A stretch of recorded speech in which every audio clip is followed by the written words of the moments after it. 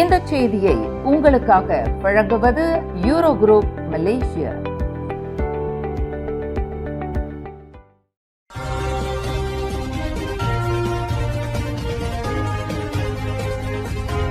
வணக்கம். திசைகளின் 5 மணி செய்திகள்.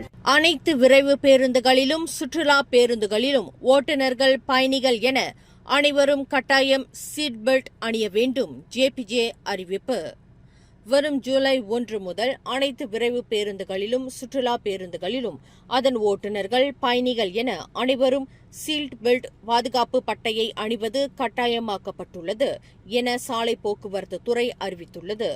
2020 ஜனவரிக்கு பிறகு தயாரிக்கப்பட்ட பேருந்துகளுக்கு இந்த விதி உடனடியாக பொருந்தும். இந்த புதிய விதியை கடைபிடிக்காதவர்களுக்கு 300 ரிங்கெட் அபராதம் விதிக்கப்படும். ஓட்டுநர் பயணிகளுக்கு எச்சரிக்கை விடுத்தும் அவர்கள் சீட் பெல்ட் அணியாவிட்டால் பயணிகளுக்கு மட்டுமே அபராதம் விதிக்கப்படும். இந்த விதிகள் தொடர்பாக ஏற்கனவே பேருந்து நிறுவனங்களுடன் கலந்துரையாடப்பட்டுள்ளதால் இனி எந்த சமரசத்திற்கும் இடம் இருக்காது என அத்துறையின் தலைமை இயக்குநர் AD ஃபட்லி ரம்லி திட்டவட்டமாக தெரிவித்துள்ளார். ஆகவே பேருந்துகளில் பயணிக்கும் அனைவரும் பாதுகாப்பை பெரிதாக கருதி விபத்துகளை தவிர்க்க சீட் பெல்ட் அணிவதை உறுதி செய்யுமாறு கேட்டுக் கொள்ளப்படுகிறார்கள். தெலங்கானுவில் உள்ள பூலாவ் பெருந்தியான் பகுதியில் நேற்றிரவு படகு கவிழ்ந்த விபத்தில் 2 குழந்தைகள் உட்பட 3 பேர் உயிரிழந்தனர். அதிர்ச்சியளிக்கும் வகையில் படகு ஓட்டுநர் போதைப்பொருள் உட்கொண்டிருந்தது விசாரணையில் தெரியவந்துள்ளது. விபத்தில் சிக்கிய எவரும் பாதுகாப்பு உடைகளை அணியவில்லை என்று பசுட் மாவட்ட காவல்துறை தலைவர் அசாமுடின் அமாட் தெரிவித்தார். கைது செய்யப்பட்ட 20 வயதுடைய மலேசியரான படகு ஓட்டுநருக்கு போதைப்பொருள் தொடர்பான 5 குற்றப்பதிவுகள் உள்ளன. விபத்தில் 40 வயது ஆறுமுகம், அவரது 3 வயது மகள் சர்விகாவும் 10 வயது உறவினர் வெண்பனியும் உயிரிழந்தனர். படகில் இருந்த 6 வயது குழந்தை உட்பட 12 பேரும் பசுட் மருத்துவமனையில் தீவிர சிகிச்சை பெற்று வருகின்றனர். தலைமை நீதிபதி தங்கு மைமுன் துவான் மார்ட்டின் சேவையை பிரதமர் அன்வார் இப்ராஹிம் நீட்டிக்க மறுத்தது நீதித்துறைக்கு செய்த இரண்டகம் என மலேசிய சோசியலிஸ்ட் கட்சியின் துணைத் தலைவர் அருட்செல்வன் காட்டமாக தெரிவித்துள்ளார். நாட்டின் முதல் பெண் தலைமை நீதிபதியான தங்கு மைமுன் எந்தவொரு நிர்வாக அழுத்தத்திற்கும் பணியாமல் அச்சமின்றி நேர்மையுடன் செயல்பட்டவர் என அருட்செல்வன் பாராட்டியுள்ளார். முன்னாள் பிரதமர் துன் மகாதீரிடமிருந்து அன்வார் அதிகாரத்தை பிடித்துக் கொள்ளும் தந்திரங்களை கற்றுக்கொண்டதாக அருட்செல்வன் விமர்சித்துள்ளார். அன்வார் பதவிக்கு வந்ததிலிருந்து பல ஏமாற்றங்கள் இருப்பதாகவும் தங்கு மைமுனை தக்க வைக்க தவறியது நீதித்துறைக்கு செய்யப்படும் இரண்டகம் எனவும் சுட்டிக்காட்டியுள்ளார். மக்களின் நம்பிக்கையை பெறும் அரசியல் என்ற அன்வாரின் முழக்கம் வெறும் வெற்று பேச்சாக மாறிவிட்டதாக அருட்செல்வன் சாடியுள்ளார். தங்கு மைமுன் வரும் ஜூலை 1ஆம் தேதி பணி ஓய்வு பெறவுள்ள நிலையில் நீதித்துறை சீர்திருத்தத்திற்கான மக்களின் கடைசி நம்பிக்கை தற்போது அரிக்கப்பட்டு வருவதாகவும் அவர் கவலை தெரிவித்துள்ளார். மானியம் வழங்கப்படும் சமையல் எண்ணெய் தொடர்பாக இதுவரை 420 புகார்கள் பெறப்பட்டுள்ளதாக உள்நாட்டு வணிகம், வாழ்க்கை செலவின அமைச்சு தெரிவித்துள்ளது. இதில் 43 புகார்கள் பதுக்கல் தொடர்பானவை. மேலும் அதிக விலைக்கு விற்றல், விற்க மறுத்தல், போதிய இருப்பு இல்லாமை, நிபந்தனையுடன் விற்றல், வெளிநாட்டவருக்கு விற்றல், விலை குழப்பம், கடத்தல் போன்ற பல்வேறு குற்றச்சாட்டுகள் மீதமுள்ள 377 புகார்களில் அடங்கும். சில்லறை விற்பனையாளர்களுக்கு உரிமம் இல்லாதது, தகுதியற்றவர்கள் அதிக அளவில் கொள்முதல் செய்வது, பண்டிகை காலங்களில் அதிக தேவை ஆகியவை தட்டுப்பாட்டிற்கு காரணங்களாக அடையாளம் காணப்பட்டுள்ளன என அமைச்சின் செயலாக்க பிரிவின் இயக்குநர் டத்தோ அஸ்மான் அடாம் தெரிவித்தார். சமையல் எண்ணெய் முறைகேடுகளை தடுக்க விநியோக சங்கிலி முழுவதும் கடுமையான சோதனைகளையும் விதி மீறல்களில் ஈடுபடும் நிறுவனங்களுக்கு எதிராக அமைச்சு கடுமையான நடவடிக்கைகளையும் எடுத்து வருகிறது.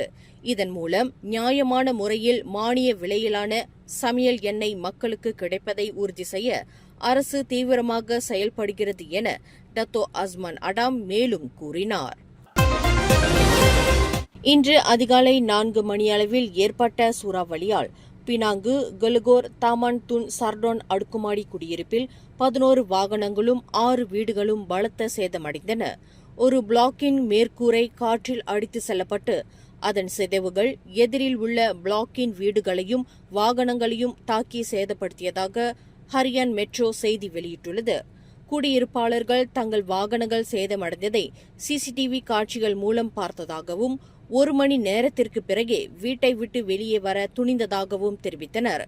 சூறாவளியின் கோர தாண்டவம் அமைதி பெற்றதும் சேதமடைந்த பகுதிக்கு நேரில் வந்து பார்வையிட்ட பினாங்கு மாநகராட்சி மன்ற உறுப்பினர் ரோஹாய்சட் ஹமீட் இத்தகைய கடுமையான சூறாவளியை இந்த பகுதி இதுவரை சந்தித்ததில்லை என்று குறிப்பிட்டார். 10 விழுக்காடு லாபத்திற்கு ஆசைப்பட்டு 2.25 லட்சம் ரிங்கேட்டை இழந்துள்ளார். கிடாவைச் சேர்ந்த 57 வயது பொறியியலாளர் ஒருவர் அண்மையில் முகநூலில் விளம்பரப்படுத்தப்பட்ட அந்நிய செலவாணி முதலீட்டு மோசடியில் சிக்கிய அவர் குறுகிய காலத்தில் அதிக லாபம் தருவதாக உறுதியளிக்கப்பட்ட சீன நாணய முதலீட்டில் அவர் ஈர்க்கப்பட்டு பணத்தை பறிகொடுத்தார். மோசடிக்காரர்கள் ஒரு வாட்ஸ்அப் குழுவில் அவரை சேர்த்து 8 பரிவர்த்தனைகளில் அந்த தொகையை 2 வெவ்வேறு நிறுவன கணக்குகளுக்கு மாற்ற வைத்துள்ளனர். ஆனால் உறுதியளித்தபடி எந்த லாபமும் கிடைக்காததுடன் முதலீட்டு தொகையை திரும்பப் பெற மேலும் பணம் செலுத்தும்படி கோரப்பட்டுள்ளார். மோசடியை உணர்ந்ததும் பாதிக்கப்பட்டவர் பாலிங் மாவட்ட காவல் தலைமையகத்தில் புகார் அளித்ததாக கிடா மாநில காவல்துறையின் வணிக குற்றப்புலனாய்வு பிரிவின் தலைவர் சூப்பரிண்டென்டன்ட் லோய் யூலிக் தெரிவித்தார். அடையாளம் தெரியாத நபர்களுக்கு பணத்தை மாற்றுவதை தவிர்க்குமாறும் சந்தேகத்திற்கிடமான பரிவர்த்தனைகளுக்கு முன் சரிபார்க்குமாறும் காவல்துறை பொதுமக்களை எச்சரித்துள்ளது. ஆஸ்திரேலியா சிட்னியில் நடந்த ஒரு போராட்டத்தின் போது காவல்துறையினருடன் ஏற்பட்ட மோதலில் மலேசிய முன்னாள் அரசு வழக்கறிஞர் தான்ஸ்ரீ டோமி தாமஸின் மகள் ஹனா தாமஸ் தனது வலது கண் பார்வையை இழக்க நேரிடும் என அஞ்சப்படுகிறது. வெள்ளிக்கிழமை காலை பெல்மோரில் கைது செய்யப்பட்ட போது அவருக்கு முகத்தில் பலத்த காயம் ஏற்பட்டது.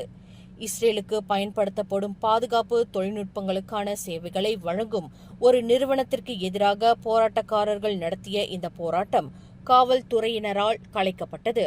ஹனா தாமஸ் காவல்துறையின் உத்தரவுகளை மீறியதாக கூறப்படுகிறது. 35 வயதான ஹனா தாமஸ் முகத்தில் ஏற்பட்ட காயங்களுக்காக மருத்துவமனையில் அனுமதிக்கப்பட்டுள்ளார். வலது கண்ணைச் சுற்றி கடுமையான வீக்கம் உள்ள நிலையில் அவருக்கு நிரந்தர வடு ஏற்படும் என அவரது நண்பர்களும் குடும்பத்தினரும் கவலை தெரிவித்துள்ளனர். மேலும் செய்திகளை தெரிந்து கொள்ள கீழே இருக்கும் பெல் பட்டனை அழுத்துங்கள். உங்கள் மகிழ்ச்சியை வெளிப்படுத்த லைக் மற்றும் ஷேர் செய்யுங்கள். தொடர்ந்து திசைகளோடு இணைந்திருக்க சப்ஸ்கிரைப் செய்யுங்கள்.